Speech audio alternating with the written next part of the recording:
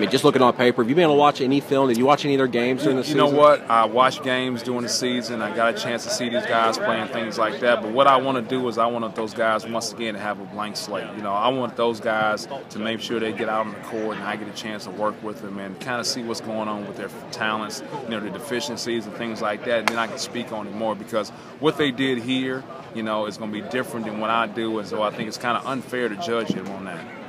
How much does a guy like Konzo and being in the SEC, Coach Martin, I mean, you've talked a lot to him. You coached on the same staff with him. What kind of feedback did he give you about the SEC and coaching in the SEC? Well, he says it's a challenge. You know, you got some of the best athletes, you know, known to mankind down here in the South. And he says, like, you got to figure out a way to maximize everybody's potential and make sure that you're taking away some of those easy baskets that athletes can get you. So, you know, he just told me, I talked to him at length about things, and he just said, like, hey, it's a job. He's been here. He said, I think you can win there. I think you can have some success there.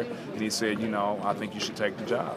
You know, talking to some coaches, they tell me that you're a tremendous recruiter, very aggressive, that if you have to go after and start on a guy when he's in ninth grade, you'll start on a guy in ninth grade.